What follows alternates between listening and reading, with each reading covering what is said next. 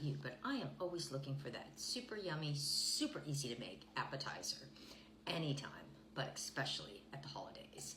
So I'm going to show you how I make my brie bites. So simple, so easy, so delicious, and you can mix them up and make them how you like them. But we're going to start by, now you want to get a small muffin pan. If you have one, those are handy, really handy. Now a lot of people use the crescent rolls. If you can find the sheets, it's so much easier. So we're going to start with that. So here goes my favorite part, as you may or may not know. I love doing this. Now we're going to preheat the oven. I've got it going to 375 because you want to make sure that your oven's preheated before you put anything in. So here we go. 1, 2, 3, boom. No, 1, 2, 3. Ah, there you go. All right. So now we're going to roll this out. So this is just going to be one big sheet.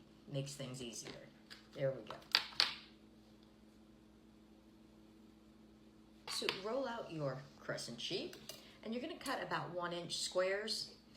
And usually I find a serrated knife works best. So you're going to make the squares similar to this size, like so. And you're going to put them right into these cups. That's right. So just kind of push it in and push it up the sides. I'm going to do the rest of these. I'll see you in a minute. Next, get a nice wheel of brie. Now you can use a double cream, triple cream, whatever's your favorite, or whatever's on sale. And I like that. Found this one on sale. Now, some people don't like the rind in theirs, so that is entirely up to you. You can cut the rind off if you'd like, but I like the rind on mine. So now we're going to go ahead and cut some squares. Now you don't want them too big and overpowering, so you want to cut them into just like, these are going to be bite size, so you're going to want them not too big. So you're going to make your pieces of brie about that size, and you're going to drop one of these into each one of these little crescent pockets, like so, like so. So we're going to put one little piece of cheese right in the middle of each one of these little muffin tins that are lined with the crescent. I'm going to make 2 different flavors today. Now I'm going to make a maple pecan, and I'm also going to make cranberry. They're both delicious, kind of a seasonal fall thing, but you can use like an apricot preserves or whatever you'd like.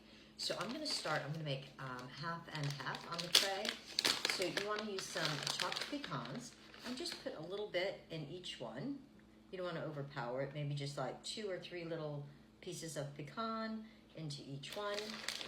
So I'm going to do this on half. This is going to make a dozen, so that would make, I'm sure this is going to make, I think 2 dozen. This is the minis, so so I'll probably make about a dozen of each.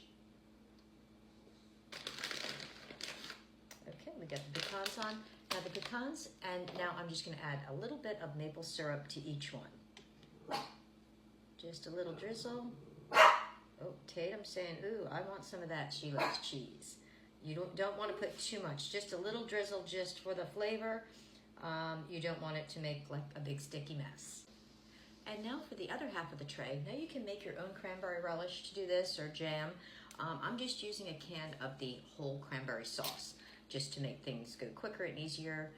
If it was closer to Thanksgiving, I would have my relish already made. So now you just want to add in a little tiny bit into each one. It's really just to enhance the flavor. It's not supposed to just be like, you know, just a big old cranberry hunk. So once I get these done, I'm going to pop this into the oven, again at 375 for about 10 to 15 minutes. It depends on what you're using for a filling, as to how long it's going to take. So I'm going to get these finished up and off to the oven, and I'll see you in about 15 minutes. Let's see if we can get Meg to do a tasty taste. I know she loves this kind of stuff.